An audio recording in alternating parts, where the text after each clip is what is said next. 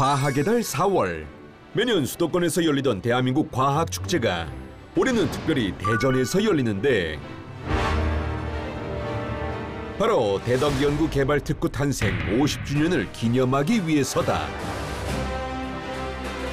명실상부 대한민국의 경제발전을 이끌어온 첨단 기술의 탄생지이자 대한민국 과학의 중심지. 이런 대덕특구의 털을 닫고 과학자의 자율성을 보장하기 위해 연구소의 독립적 운영을 주도한 과학정책가 고 최형섭 박사의 이야기를 만나본다. 1943년 일본 와세다 대학교. 형섭사 대학원에 진학됐을까? 아, 그게 전 바로 취업을 해야 된다고 하네요. 에? 난데스까? 형섭사 우리 이공학부에서 공부 이지방하기로 유명됐어요. 아, 저도 사실은 대학원에 가고 싶긴 한데 조선인들은 졸업하는 대로 일을 해야 된대요. 에? 나니?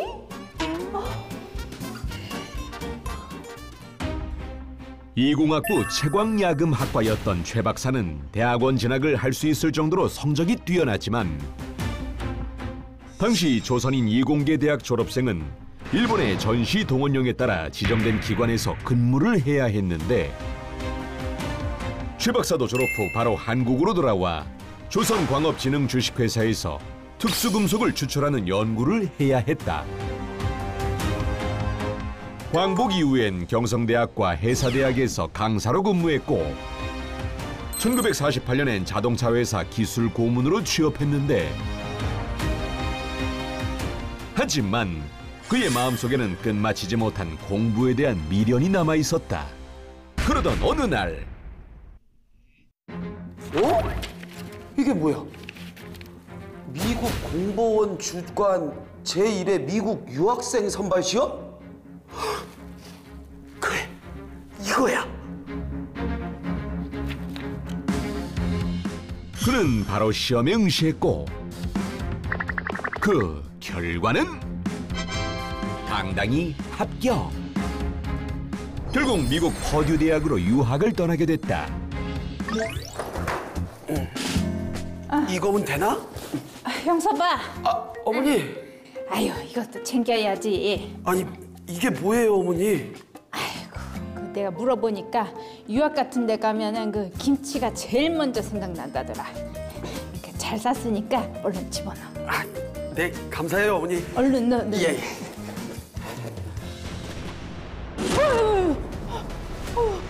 아이고, 이게 무슨 소리냐? 아무래도 이거 포탄 소리 같은데요? 피하시죠. 유학을 앞두고 발발한 한국 전쟁. 미군 측은 그의 재능을 아깝게 여겨 유학을 권유했지만 그는 전투 비행대를 지원하는 항공수리 창장으로 근무하며 군 복무에 전념했다. 그리고 1953년 휴전 협정이 성립되자 드디어 수년을 기다린 미국 유학길에 올랐는데 최 박사는 노틀담 대학에서 물리학은 분야 석사 과정을 시작했다. 형섭초이. 아, 안녕하세요. 형섭초이는 어떤 연구를 할 예정인가요? 아, 예, 저는 우리 한국에 당장 필요한 기술을 연구를 하고 싶어요. 그래서 분말 야금이나 주조 같은 생산 관련 공부를 하고 싶습니다. 그건 좀 곤란할 것 같은데. 예? 왜요? 우리 초유에게 장학금을 주는 미 해군 연구소에서는 이런 생산 쪽보다는 이런 연구를 하기 원해요. 그래서 말인데 알루미늄 단결정에 관련된 연구를 해보는 거 어떨까요? 잘할 것 같은데. 예. 연구의 자율성을 보장받을 수 없었던 상황. 그는 어쩔 수 없이 해당 연구로 석사 학위를 받은 뒤 한국에 필요한 재련공학을 연구하기 위해 미네소타 대학으로 자리를 옮겼다. 최 박사는 지도교수와 함께 미네소타 북부에 방치된 저품위 철광석을 처리할 방법에 대해 연구를 했는데 부유선광이로는 잘게 분해된 광물에 공기방울을 부착해 경제성 있는 광물만 떠오르거나 가라앉게 해 선별하는 방법이죠. 저품위의 철광석도 이 부유선광 이론을 정립하면 고품질의 철광석으로 재탄생시킬 수 있습니다. 그가 발표한 이론은 화학야금 분야에서 높은 학술적 평가를 받았다. 그 후 박사학위를 받고 귀국한 그는 원자력 연구소에 들어가 한국 광산물의 가치를 높이기 위해 야금 가공 연구와 생산을 직결한 금속 연료 종합 연구소 설립을 주도했는데 최 박사는 그 능력을 인정받아 원자력 연구소의 소장으로 임명됐다. 그러던 1965년 미국 존슨 대통령은 한국군 월남전 파병에 대한 보상으로 한국의 응용과학연구소를 설치하겠다는 선언문을 발표했는데 그렇게 출범하게 된 한국과학기술연구소의 초대 소장으로 최 박사가 임명됐다. 그는 연구소의 우선 과제가 연구기관과 산업계의 연계라고 생각했는데 우리보다 앞서 연구소를 설립한 개발도상국들이 운영에 실패한 결정적인 이유는 사용자가 없는 연구에 투자를 했기 때문이야. 그렇다면 그래, 그렇게 하면 되겠다. 여러분, 이제부터 우리 한국과학기술연구소는 계약 연구 정책을 실시하도록 하겠습니다. 네? 계약 연구요? 그게 뭔가요? 기업이 필요한 가제를 함께 물색하고 연구를 진행을 하는 겁니다. 뭐 그래야 실질적으로 쓰는 기술을 개발할 수가 있겠죠.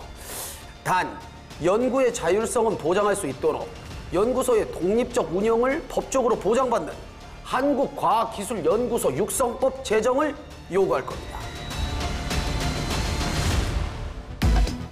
그의 정책으로 인해 해외로 유출됐던 인재들이 국내로 다시 돌아와 연구를 시작했고 기업의 연구개발 투자도 큰 폭으로 증대되는 효과를 거두었다. 이후 계약 연구는 여러 개발도상국이 벤치마킹하며 연구기관의 모범 운영체계로 자리 잡았다. 1971년 과학기술처 장관으로 부임한 그는 3차 경제개발에 필요한 화학, 선박, 원자력, 해양개발 관련 연구기관을 대거 설립했고 다양한 기술개발 연구를 수행하도록 했다. 여기는 너무 좁고 여기는 거리가 너무 먼데. 아니 무슨 문제라도 있습니까? 장관님. 그게 아니라 요즘에 연구를 하는 기관들이 많이 생기다 보니까 합동 연구를 하는 경우가 많은데 그렇죠. 다들 이렇게 너무 떨어져 있다 보니까 같이 공동 연구를 할 수 있는 곳을 지금 찾고 있거든요. 그래요? 뭐 이런 일이 좀 많은가요? 네, 좀 아무래도 그렇죠. 그렇다면 대대적인 공사가 필요해 보이네요. 분산된 연구기관을 한 곳으로 결집해서 효율적 기술 개발이 가능하도록 해봐야겠네요. 뭐 당장 내일부터 입지를 알아보도록 합시다. 내일부터요? 예. 그는 고심 끝에 국토의 중심부인 대전 대덕을 입지로 정하고 연구학원 도시 계획을 추진했는데 그렇게 1978년 입주를 시작한 대덕연구단지는 국내 최대 규모인 50여 개 연구기관과 교육시설이 응집한 오늘날의 과학도시로 거듭나게 됐다. 기술은 노하우에 관한 것이고 과학은 노와이에 관한 것입니다. 오늘날 과학기술 생산은 상호 영향을 주고받으며 발전하기 때문에 국가의 미래를 위해 과학연구는 필수입니다. 그가 과학기술처 장관으로 재임하는 동안 무려 12개의 연구기관이 설립됐고 60여 개의 기술 자격 제도를 통합해 국가가 발급하는 국가기술 자격법을 시행. 학력에 상관없이 훈련 과정을 이수한 사람에게 기술자, 기능장 자격을 부여해 기술 기피 현상을 개선하고자 했다. 과학자의 눈으로 바라보고 과학자의 손으로 설계한 대한민국 과학 정책. 과학 불모지였던 대한민국의 과학기술의 기틀을 세우고 연구에 대한 투철한 신념을 후배 과학자들에게 남기고자 했던 그의 노력은 후세에도 길이 빛날 것이다.